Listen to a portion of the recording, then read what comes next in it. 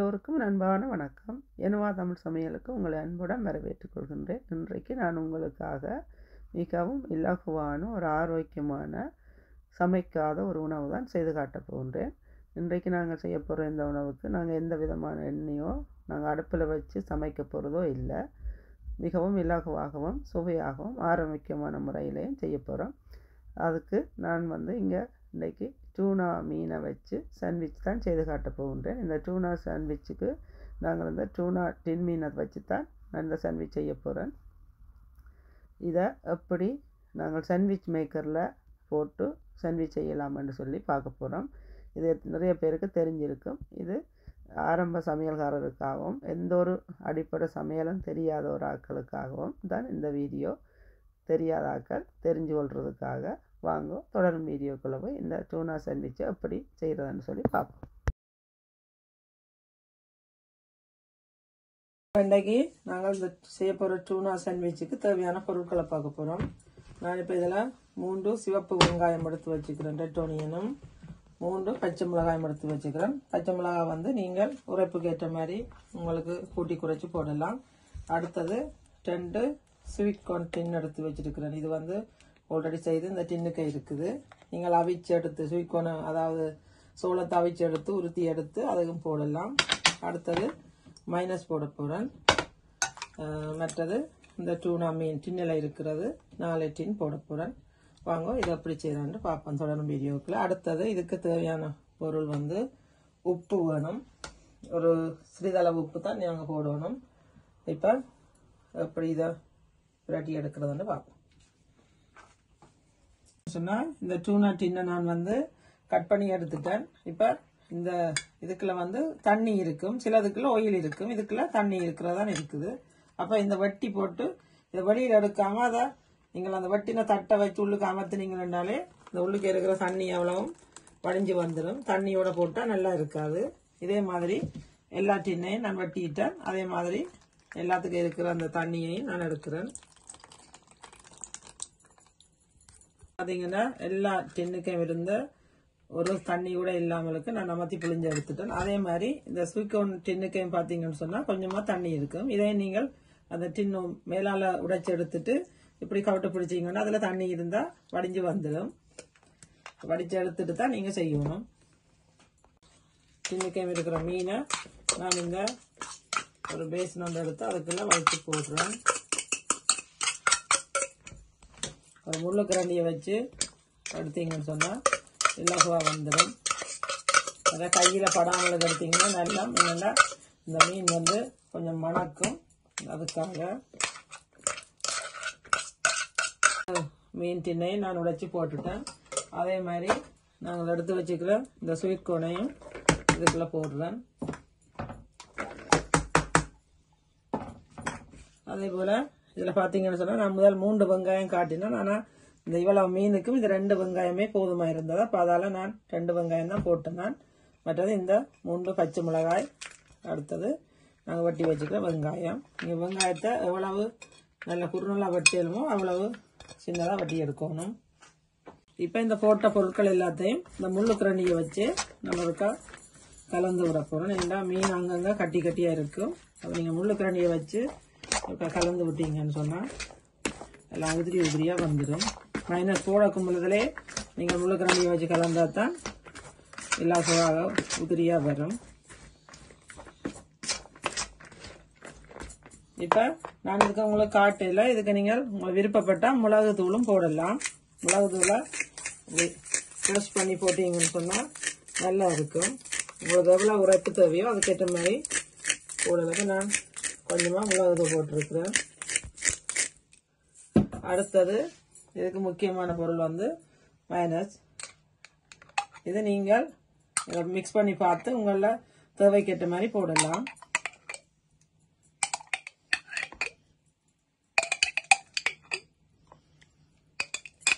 இதில் பார்த்தீங்கன்னா நான் 6 மேசக்கரண்டி போட்டிருக்கிறேன்.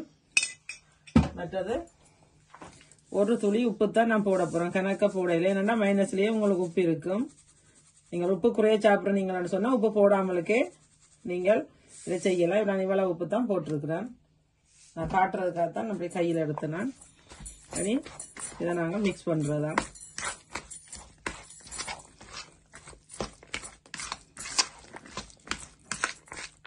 இதுக்குள்ள உங்களுக்கு விருப்பப்பட்டால் நீங்கள் ஒரு மேசக்கரண்டி அளவு ஒலிவ் ஆயிலும் சேர்த்து நீங்கள் செய்யலாம். நான் வந்து கஸ்டாக்கு போடைக்க ஒலிவ் ஆயிலும் சேர்த்துட்டான் போடுறேன். நான் இதுக்கு நீங்கள் போடணுமென்று தேவையில்லை. உங்களுக்கு விருப்பப்பட்டால் ஒரு மேசக்கரண்டி அளவு ஒலிவ் ஆயில் சேர்த்து போடலாம். அவ்வளவுதான். இப்போ இது ரெடி ஆயிட்டுது. இதை நீங்கள் பிரெட்ல சும்மா வச்சு தொட்டு சாப்பிடலாம், அல்லது சாண்ட்விச் மேக்கர்ல போட்டும் சாப்பிடலாம்.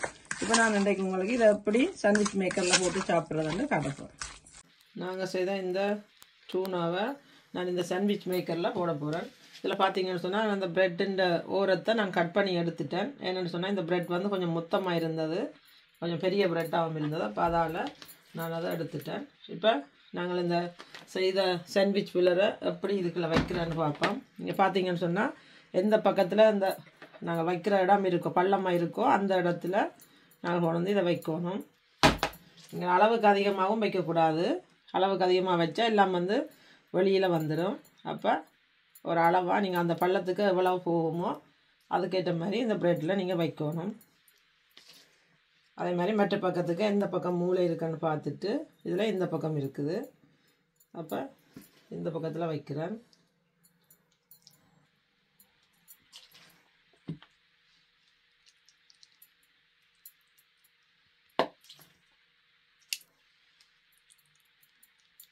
இப்போ நான் வந்து சாண்ட்விட்சை அந்த மேக்கரை வந்து ஆன் பண்ணித்தான் விட்டுருக்கிறேன்.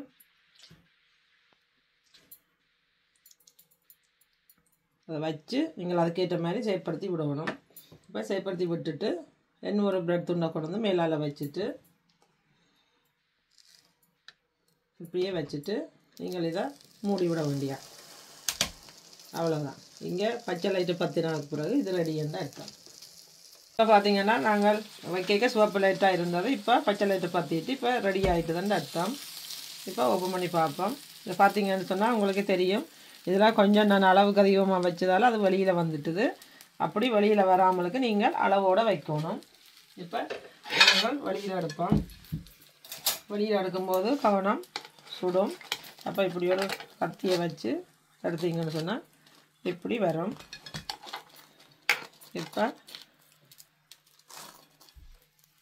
இப்போ அடுத்தது வைக்க முதல் இது ஒருக்கா லேசாக க்ளீன் பண்ணி போட்டு நான் அடுத்த ப்ரெட் போட போகிறேன். இதே மாதிரியே எல்லா ப்ரெட்டையும் வச்சு செய்து எடுப்போம். இப்போ பார்த்தீங்கன்னா நான் அடுத்த ப்ரெட் போட்டுட்டேன். இப்போ நாங்கள் முதல் எடுத்தது வந்து இப்படி இருக்கும். இதை நீங்கள் இந்த நேருக்கு நீங்கள் கட் பண்ணி எடுத்தீங்கன்னு சொன்னால் இது தனித்தனி துண்டுகளாக வந்துடும்.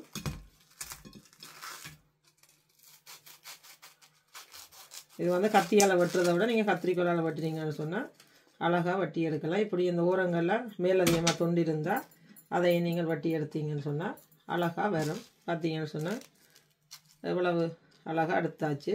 இதே மாதிரி நீங்கள் வீட்டில் இருக்கிற சின்ன பிள்ளைகளுக்கோ பெரியாக்களுக்கோ செய்து கொடுத்தீங்கன்னு சொன்னால் மிகவும் விரும்பி சாப்பிடுவினோம். இப்போ இது எல்லாத்தையும் செய்து எடுத்துட்டு நான் காட்டுறேன்.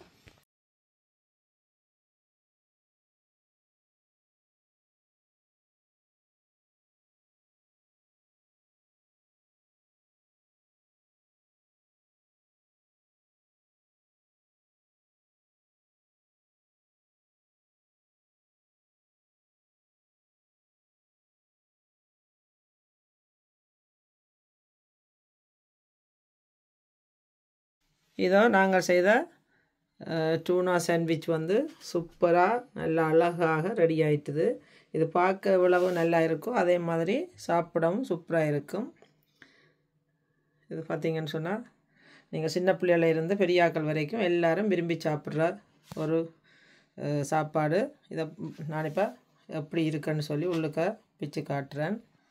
பார்த்தீங்கன்னா எவ்வளோ அழகாக, இதை பார்த்தீங்கன்னு சொன்னால் எவ்வளோ அழகாக இந்த சாண்ட்விச் வந்திருக்குது. இதை பார்த்தீங்கன்னு சொன்னால் இதுக்கெல்லாம் நீங்கள் விருப்பப்பட்டால் உள்ளுக்க சீஸும் வச்சு சாப்பிடலாம், நல்லா இருக்கும். இப்போ இந்த இப்படி நல்லா அழகாக வந்திருக்குது. இதே மாதிரி நீங்கள் ப்ரெட்டை வந்து ப்ரெட்டோடு நீங்கள் தொட்டும் சாப்பிடலாம், அதுவும் மிகவும் சுவையாக இருக்கும். மாதிரி நீங்கள் இப்போ சாண்ட்விச் மேக்கரில் தான் போட்டு சாப்பிடணுமெண்டு இல்லை, நீங்கள் நார்மலாக இந்த ப்ரெட்டை கூட இதில் பிச்சு தொட்டு சாப்பிடலாம். இப்படி போட்டுட்டு சாப்பிடலாம். அல்லது நீங்கள் இப்படி உங்களுக்கு ஒயிட் ப்ரெட் தேவையில்லைன்னு சொன்னால் ப்ரௌன் ப்ரெட் வேண்டி இப்படி நீங்கள் எடுத்துட்டு இதை இப்படி தொட்டு சாப்பிட்டாலும் மிகவும் சுவையாக இருக்கும். இதே மாதிரி நீங்களும் ஒரு முறை உங்களோட வீட்டில் செய்து சாப்பிட்டு பாருங்க. வீட்டில் இருக்கிறார்கள் எப்படி இருக்குன்னு சொல்லினோம்னா எனக்கு மறக்காமல் கமெண்ட்ஸில் எழுதி போடுங்க. மிகவும் இலகுவாக ஒரு சாப்பாடு மில்லியன் நினைக்க இலகுவாக செய்யக்கூடிய ஒரு சாப்பாடு. நீங்கள் அடுப்பில் வச்சு எதுவும் செய்ய தேவையில்லை. இதுக்கு நாங்கள் ஒயில் எதுவும் விட இல்லை. இப்போ நீங்களே சொல்லலாம், இப்போ நாங்கள் ஒயில் விடாமலுக்கு குக் பண்ணாமலுக்கு செய்யக்கூடிய இலகுவான ஒரு சத்தான ஒரு சாப்பாடு. செய்து சாப்பிட்டு பார்த்து அப்படி இருக்குன்னு எனக்கு கமெண்ட்டில் எழுதி போடுங்க. மீண்டும் இன்னும் ஒரு புதிய வீடியோவில் உங்களை சந்திக்கும் வரை நான் உங்கள் ஜெனோவா. நன்றி.